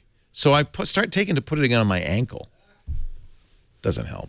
Bicycling, same thing, doesn't help. They should know bicycling. They should know especially bicycling. the new ones, like the high end of the Fitbit watches has GPS. Right. So it knows how fast you're moving, and bicycling exists in a narrow range between walking and driving. So it should know. Oh, yeah, little GPS action would tell you. Yeah.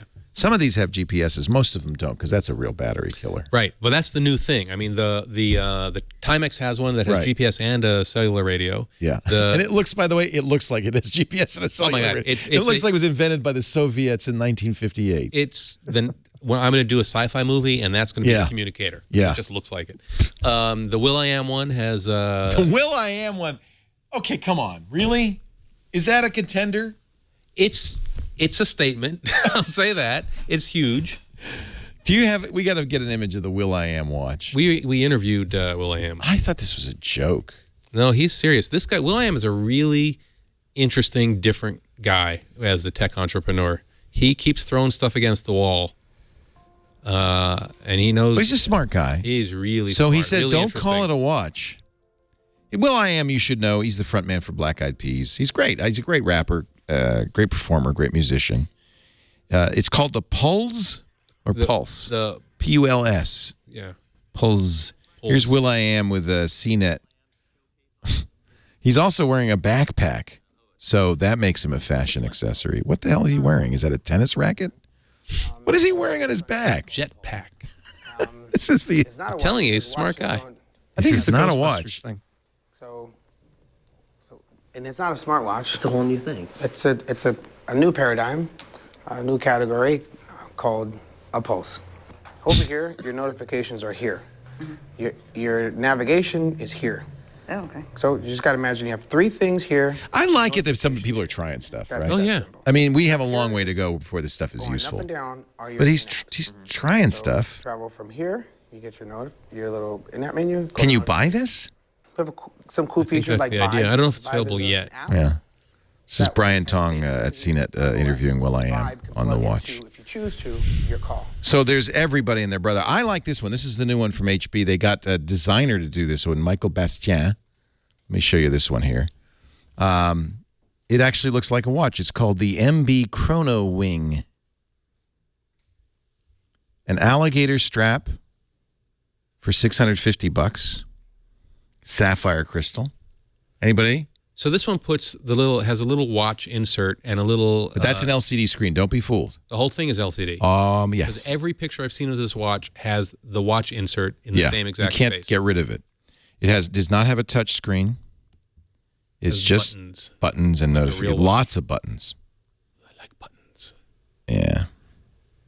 I don't know. At least it looks like a watch. This is so cool. I mean, everybody's trying different design ideas. That's what I like. And the watch manufacturers are getting involved. The fashion people are getting involved. The fitness people are getting involved. And it's all this battle for the wrist top battle. Right. This cannot track your steps. This cannot measure your heart rate. This does not beep. It has no touch screen. It has no microphone. Perfect. But it tells time beautifully. It does tell time. Yeah, and then you know what? You credit with all of this innovation to the Apple rumor mill, because all of these things were created before Apple announced an Apple Watch, but on the basis of the rumor that Apple would be doing a watch. And everybody said, scurry, scurry, hurry, hurry, get to this market before Apple does. Still won't matter. I mean, Apple's exactly. Not that it's going to help very much. Apple will sell them. Apple not only. Sorry. No, I was just saying. You're right. When Apple comes out, everything else will disappear or will be also ran, and they'll just discount things highly. I'm not convinced. Then people see that what Apple's done, and then come in. I'm not convinced Apple's got it either. Though. No. I think I am very excited about the version 2 Apple Watch. Yeah. These things, the battery life is no good. They're bulky. The UI is first gen on almost all the products. But I kind of like the idea, of this stuff working. But this stuff is too bulky and itchy. I don't like itchy products. You wouldn't have liked my Halloween costume. It's very itchy. HP is going to do a 3D printer next year. That's kind of interesting to get a big company like HP into this. They say it is not going to be a hobbyist printer. It'll be targeted at business, kind of like the big HP printers, that people use for plotting and big prints and stuff to make billboards and posters. It will be designed to produce a wide range of functional objects and industrial components. So this is interesting. HP, I think you can fairly credit with the inkjet explosion, by which I do not mean the actual explosion of inkjet materials. Sounds like an OK Go song. Although that has happened. But the fact that the sudden growth of the inkjet industry was driven initially, I think, by HP. Mm-hmm. So it'd be interesting. Well, you kind of wonder, though, if they had a big meeting at HP and said, well, what do we still do? Well, we don't do medical equipment anymore, and we don't do this and that. Oh, we still make printers, so what's cutting edge in printers? Right. 3D printing, all right, let's do that, because I'm not sure what else HP has got going for it. Yeah, I mean, the server stuff is still happening, but they've pared down what they used to do to such an extent that I think they need some kind of product that's going to step forward and say, no, we're still in the game, and this is what we're going to do now to keep us going. HP can't not do 3D printers. Okay, that's fair. Yeah. I don't know how big the market is. Can Epson not do 3D printers? I think everybody's going to be doing 3D printers. There will be some standardized technology like there already is. Yeah. But the price of the print heads will come down. The price of the epoxy or whatever the plastic will go way up, right? So everybody's going to make money selling things. Now they're going to have to convince us that we actually need to print stuff in 3D. I mean, when was the last time at your house you needed to make a knob? Yeah. That's what everybody always says. Oh, my knob fell off and I made one. That's always the thing. Right. So it takes how long right now? Like half an hour or an hour to make a knob. Make kind of a crappy looking plastic knob. Which you then still have to sand. And the first one comes out wrong. They say HP will support Shapeways, which I guess is the closest thing to a standard. That's the 3D data, the 3D model database. So that's good. Amazon figured out what's wrong with the Fire Phone. So relieved. They said we just priced it wrong. Yeah, that's what they picked. That's what's wrong. Yeah, that is not what's wrong. No. I went to you could give me $50. I wouldn't take it. Well, then they still priced it wrong because they should give you 100. No, they've been trying to socialize this idea about we just priced it wrong as the reason the phone flopped. I was at an event and some Amazon person told me this. I was like, okay, sure, whatever you say. No, this is what Amazon did was they underestimated the importance of standards. And yes, that it runs a forked version of Android, and yes, it has its own app store, but people just want a phone that exists in an ecosystem that they know is robust. They could have looked at Windows and the Windows Phone and realized that that's the case. Now, Windows phones are great, and they're beginning to make headway, but it's taken years for Microsoft to push that phone out, to drive the prices down, and to really cozy up to developers to get the apps out there. And the Windows Phone is actually unique. The Windows, it's got a really innovative and beautiful UI. It's different from the Android. And it still was too late and wasn't part of an ecosystem that was either Android or iOS. Yeah. By the way, I am not counting out Windows phones now, only because I see them now everywhere I go. Do you really? I do. And that's weird to me because for the first couple of years, you never saw a Windows Phone, but now they're beginning to pop up. Well, I'd like to see that. Yeah. We could use a third. Yeah. And I was a little hopeful that Fire OS would make a fourth, but it isn't. It's not. It's not enough. Amazon did also announce this week the Fire TV Stick, which is an excellent name. Fire Stick. And this one they've priced right. It's not out yet. It'll be out before Christmas. $39 for briefly.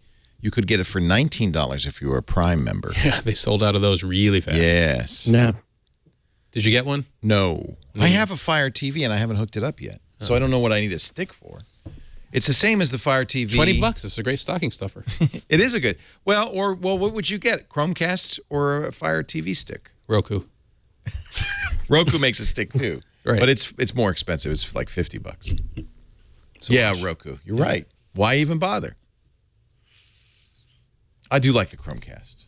I don't have a Chromecast yet. Now, and what's interesting is that Google is now putting a lot of that Chromecast stuff on other platforms, like on the Roku.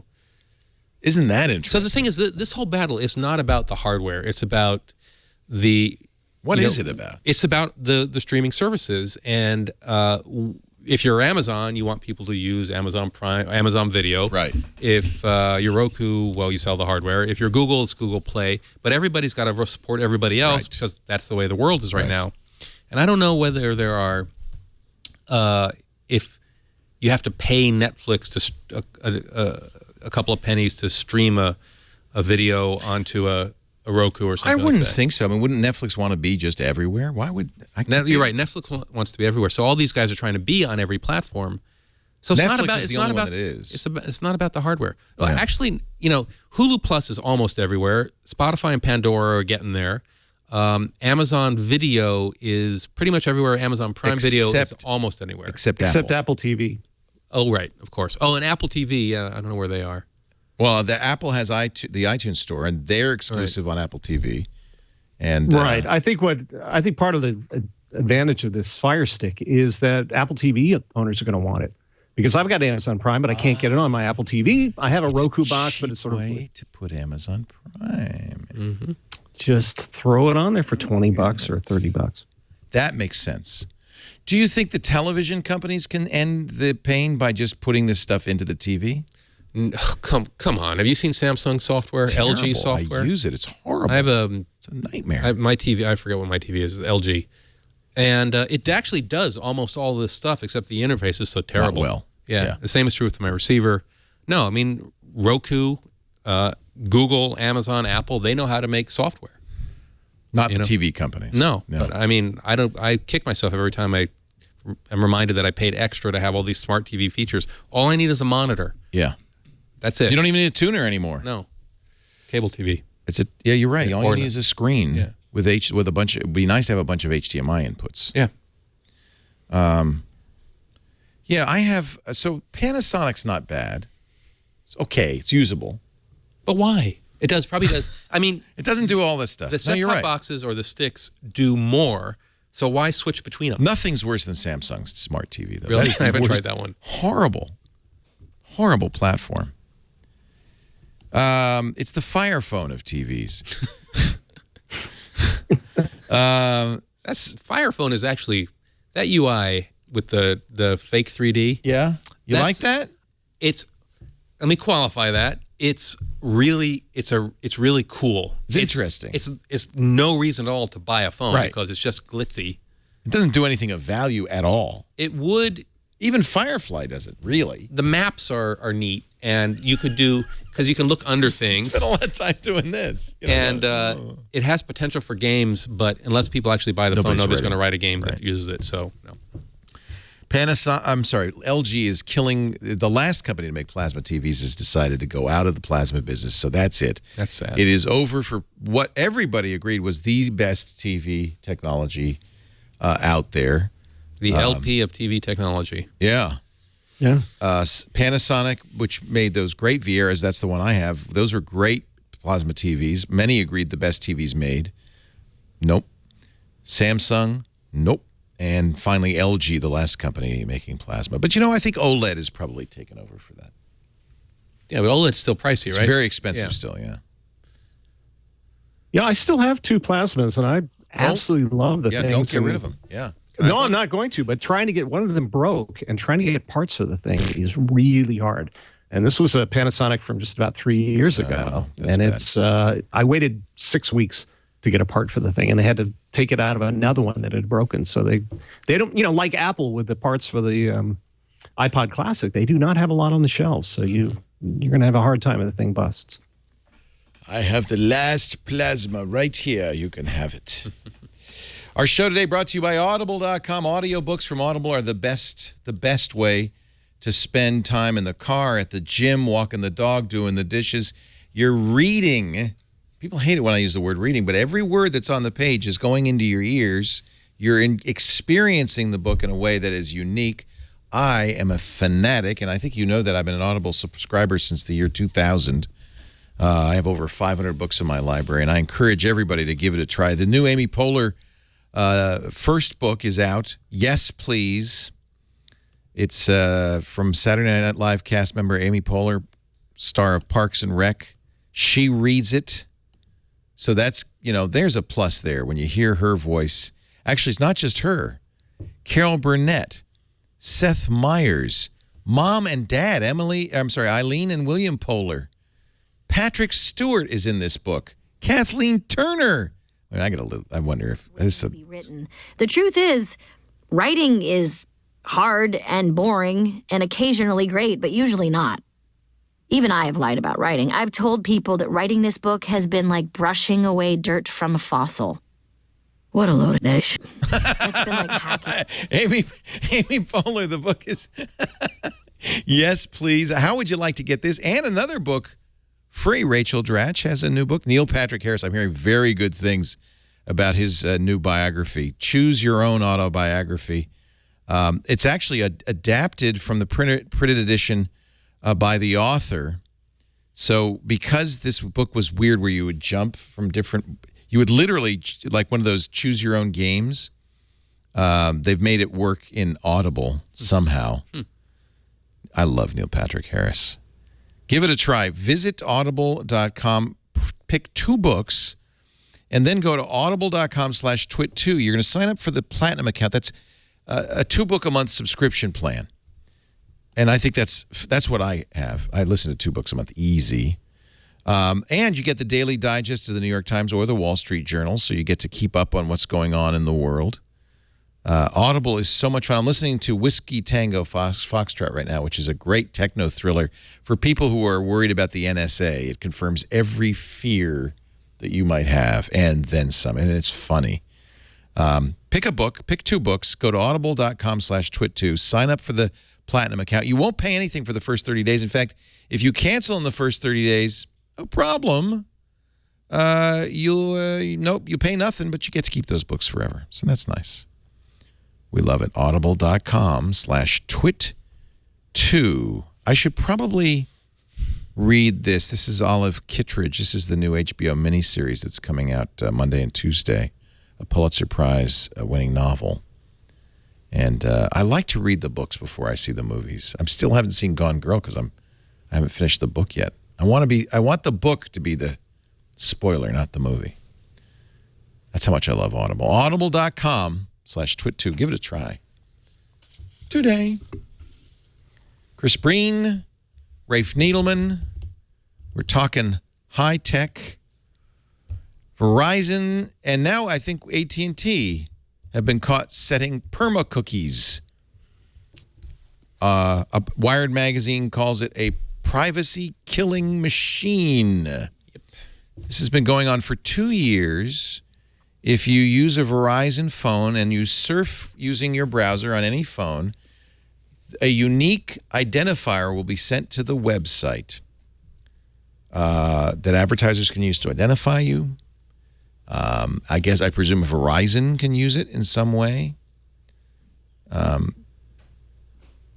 Jacob Hoffman Andrews at the Electronic Frontier Foundation said, ISPs, and in this case Verizon would be your ISP, are trusted connectors of users.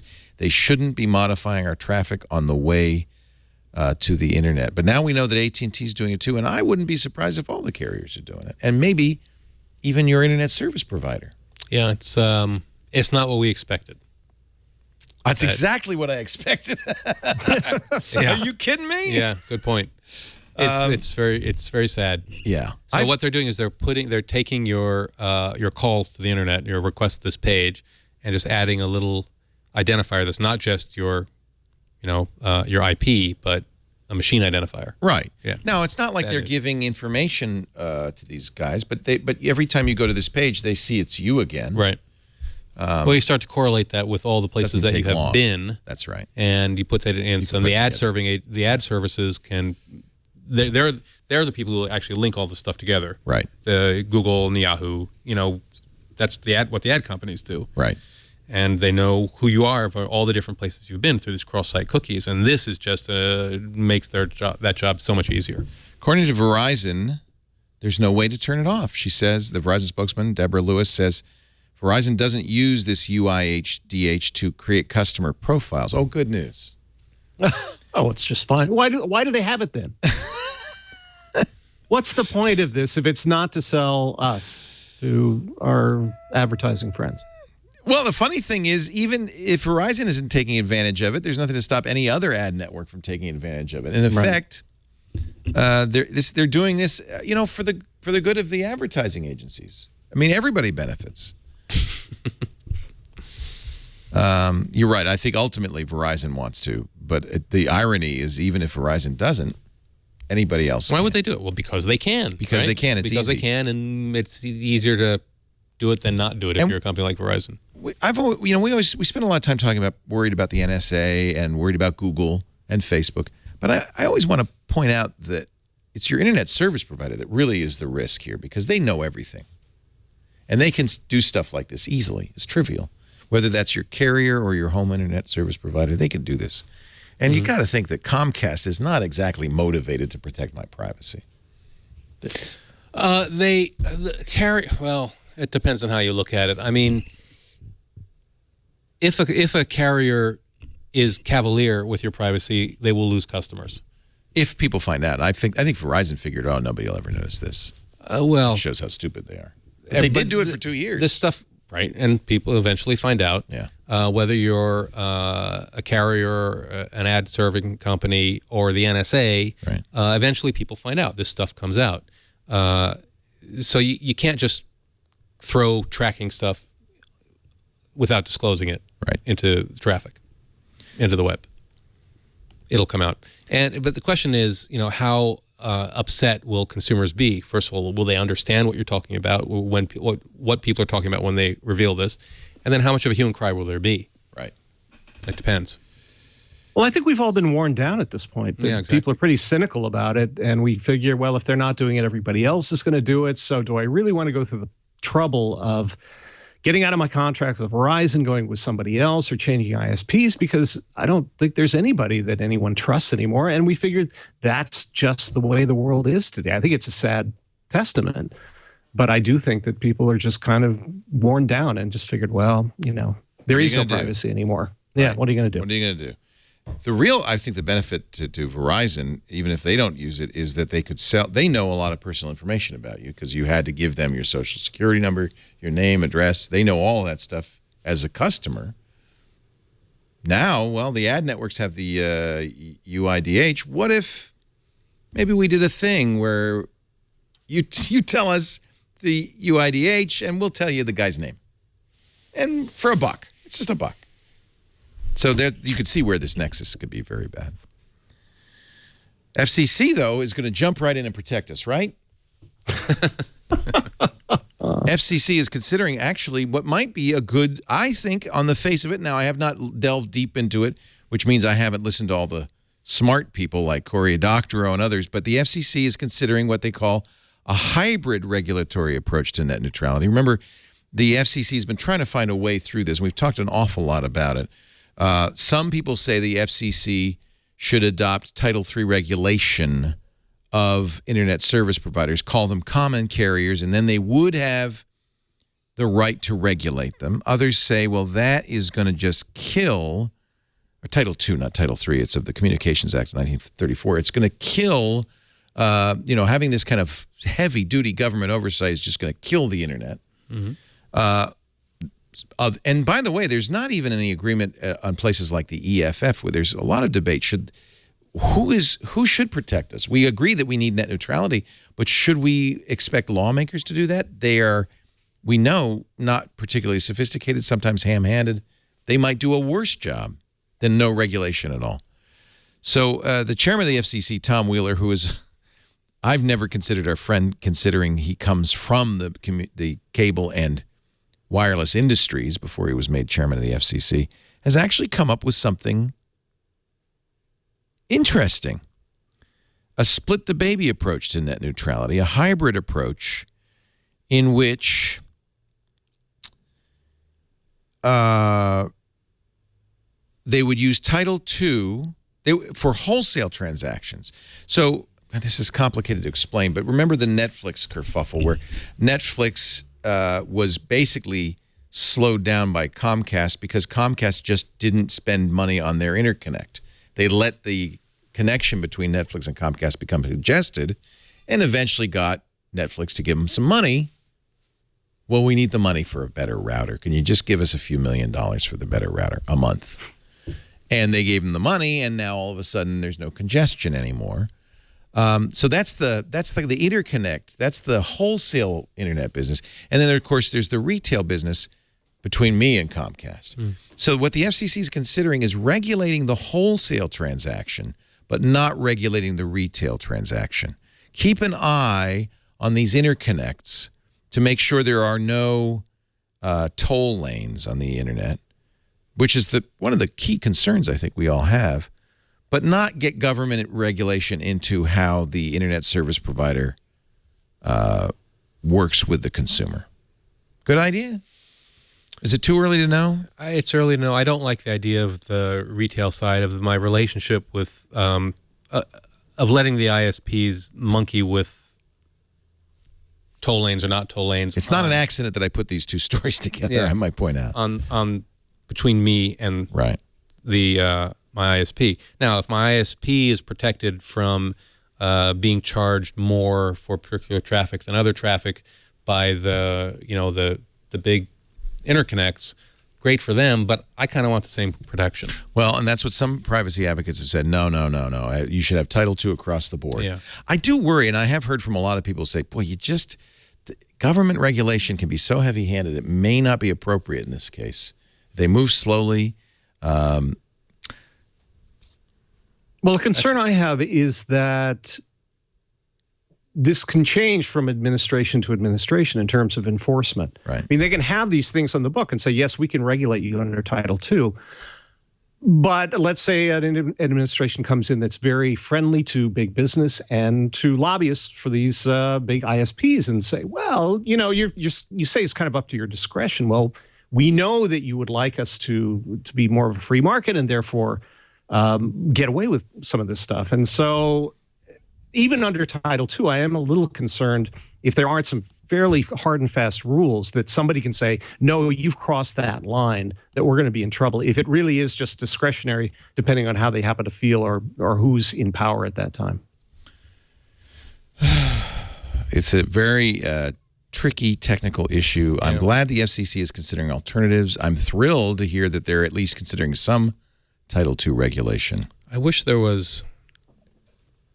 market was free enough that then we wouldn't have to worry. That consumers would be able to call the shots. If you had choice, this wouldn't be a problem. But most of us, that's what's really sad about this. Yeah, it's a duopoly at best. That we, one way or the other, the government has to say something about this. Either we're going to do this or we're not going to do this, but they have to be a part of it. That's too bad. Or encourage competition in some way. Maybe there's some way to facilitate competition. Yeah, that always works when the government tries to encourage competition.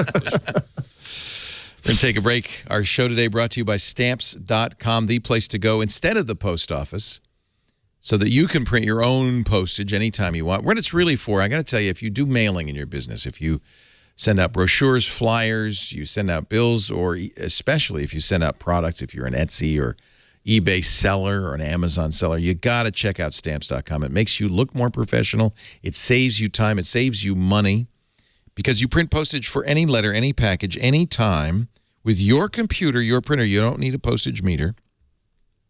You can print right on the envelopes, your logo, the return address, pre-populated. They'll even pull the recipient's address from the web page or from your QuickBooks or your address book. We've got this great digital scale that comes with your no-risk trial offer that automatically makes sure you got exactly the right postage. Have you ever done that? I used to do that, put extra postage on because you don't want it returned. It's a waste of money. Or have you ever had mail returned? I get mail all the time that's postage due. That's crazy. Stamps.com, folks. You even get discounts you can't get at the post office. Certified mail, return receipt, international customs forms automatically filled out. One click of the mouse gives you package discounts and discounted package insurance at Stamps.com. Look, here's the deal. Go to Stamps.com. See that microphone? Actually, I don't see the microphone. There it is in the upper right-hand corner.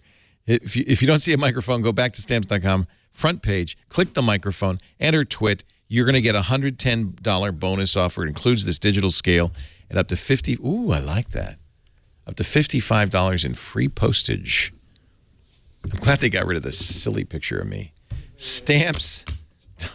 Actually, Prisco, I bet you get me anyway. Stamps.com. Yeah, sorry. I tried. No more trips to the post office. $110 offer, and of course you get the month of Stamps.com. Give it a try. Stamps.com. Use the offer code TWIT. The 20th anniversary of the banner ad. That's a sad commemoration. Did you see the world's first? Come on, man. I mean, hey, without that, what would? Have you seen this ad? This was the first banner ad. This was on. Remember Hotwire? Mm-hmm. So, that is an ugly bet. That really does not bode well for the future of the internet right there. Got to start somewhere.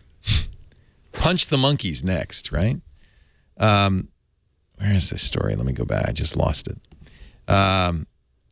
Hotwired was trying to figure out a way to, I guess, make some money. This is from the Internet History Podcast. And they decided that, well, maybe we could put ads on our site. Actually, this was one of 12 to 14 banners, which all went live October 27th, 1994, when Hotwired.com launched. I remember Hotwired well. That was like a news site. It was Wired's online news site, right? It was good. Did you work there? No. I worked at CNET in that year? In 96. 96. That's when I started. I was doing radio by then. Yeah. I was doing Dvorak on computers, so I remember this. 94, most people weren't even online at that point. I think that's when we put Byte.com online. Byte.com. 94, 95. Wow. Yeah. Yep. So worth listening to the Internet History Podcast. The first banner ad, and I think one of the guys on the podcast was actually the guy who thought it up. So you can boo him when he comes on stage. I think we've done most of these stories in the past here. I don't want to Bring back old stories. Kim Kardashian. That's all I have to say about that. That's enough. That was a good interview with Kara Swisher. There was an interesting body language, though. Kara was facing one way, arms folded. We were hoping to get Kara on to talk about that, but she couldn't make it. Do we have a big week ahead? Let's take a look. Mr. Mike Elkin. Mobile chip giant Qualcomm reports earnings on Wednesday, November 5th, and AOL will do the same on Thursday, November 6th. Also on Thursday, Facebook CEO Mark Zuckerberg plans something called the Community Q&A, where he'll essentially hold a Reddit-style AMA for 1 hour. Anyone can submit questions on Zuckerberg's blog post announcing the event, and the session will be streamed live. That's what's coming up this week, Leo. Back to you. Mike Elgin in our tech news today, every Monday through Friday, 10 a.m. We have 2 news shows every Monday through Friday, by the way. I want you to know. If you're interested in tech news, you can keep up with it. 10 a.m. Pacific, that's 1 p.m. Eastern Time, 1800 UTC, Monday through Friday. And then in the afternoon, it's Sarah Lane with Tech News tonight, 4 p.m. Pacific, 7 p.m. Eastern Time. And that would be 2400, right at midnight UTC, if you want to get your daily dose of tech news. I want to thank Mr. Christopher Breen of MacWorld.com. Thanks, Leo. Leo. To see the hair of Breen and the body of Breen. There it is. So Body of Breen is your Twitter account? Yes, I'm Body of Breen. I am not Hair of Breen. There is somebody else who's Hair of Breen. I don't know who that is. You do not have control of the hair. I have no control of the hair. It just does this. I wake up in the morning and this is what happens. Doesn't it? It looks like his hair might have a Twitter account, actually. No, it should. I think it's doing stuff at night I know nothing about. It's great to see you, Christopher. I'm glad you survived the massive layoffs at Macworld. If anybody should still be there, it's you. I don't know. Is that a bad thing to say? It's like I don't know. I don't know. No, I'm glad to be there. I mean, we're really kind of working like a startup, and it's really interesting. We have a lot more freedom than we did in the past. So, it's more work, it's harder work, but it's so far it's been pretty rewarding. People should go to macworld.com and not assume it's gone, because there's great stuff, and there is still a monthly digital edition of Macworld magazine. So, good stuff. Chris is doing great work. Come on by. Macalope's still there. Yeah, oh yeah. Love Mr. Macalope. We also want to thank Rafe Needleman, who's doing a great job at Yahoo Tech, tech.yahoo.com. This is, let's face it, this is why Macworld and many other magazines have ceased print, is because this is a magazine on the web. It's great, and it's up. We're doing. I mean, it's beautiful. David Pogue's there with his videos, Pogue's Basics. And you're saying you're kind of targeting this for the normal person. It's tech for everybody. I mean, technology is not reserved for just nerds in the tech bubble. Right. Not anymore. And everybody is a newbie at something, right? That's why we have the new Pogue's Basics series, little things that you should know that you just assume that everybody knows, but they don't. My mom, for example, I just gave her my old iPhone 5, so I got the iPhone 6. And you think that these phones are also very intuitive, but there's so much undocumented stuff, all the gestures and the secrets and all that stuff, and I'm realizing and trying to teach her how to use this phone that it's going to take a year before she's facile on this thing. Yeah. So that's why we have Pogue's Basics, just to help people kind of do the little things, like just squeeze the phone to stop it from ringing. What? You'll hit a button and it'll stop ringing. Just squeeze it. Just Something squeeze it. will happen. You'll hit a button and it'll shut off. I never thought of that. It works.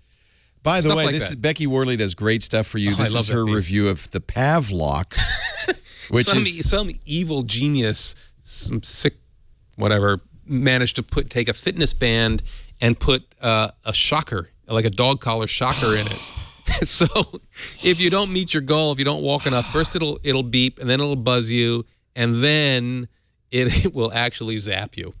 And Becky tried this? Journalism is not all like cupcakes and caviar, man. Look at this. It looks like it hurts. Whoa, It hurts. She says, whoa. One of the few people I know who can look absolutely gorgeous while getting shocked by her wristwatch. Fun. Yeah, Becky's one of your stalwarts there. That's great. She's great. Yep. Yeah, it's a good video. Yeah. She almost smacked herself in the face with that thing. Becky does these from her kitchen. Voltage, but the power of the device is when it's at full power. She was a nun for Halloween. Did you see the picture? I saw of her Facebook picture, yeah. Mm-hmm. It actually was she looked good. None the wiser. I thought none the wiser. Yep. We want to thank you for joining us. We do this show, This Week in Tech, every Sunday 3 p.m. Pacific, 6 p.m. Eastern time. Now, we did that stupid daylight saving thing, and so we set our clocks back an hour. So while we are still at the same time, for us, 3 p.m. Pacific, 6 p.m. Eastern time, that is now an hour later UTC. So it is, I have to do the math. 3 plus 12 is 15 plus 8 is 2,300 UTC. You're going to have to do the math to figure out what that is in your time zone, okay? Thank you for being here. If you can't make it live, we do love it if you're here live, but if you can't make it live, you can always watch on demand, audio and video available at twit.tv or wherever podcasts are aggregated, stored, and disseminated, like iTunes. And probably your phone has a dozen ways to get it. Stitcher. And there's some great Twit apps, too, you could put on your smartphone or your Roku box. We hope you do that. If you want to be here in studio, we've got 5 people who did not pass out. 6. The rest are gone. You can email tickets@twit.tv. We'll put a very uncomfortable chair out for you. You like the chair? It's good? You feeling all right? Okay. Thanks for being here. We'll see you next time. Another Twit is in the can. Bye-bye, everybody. Golf clap doing the Twit.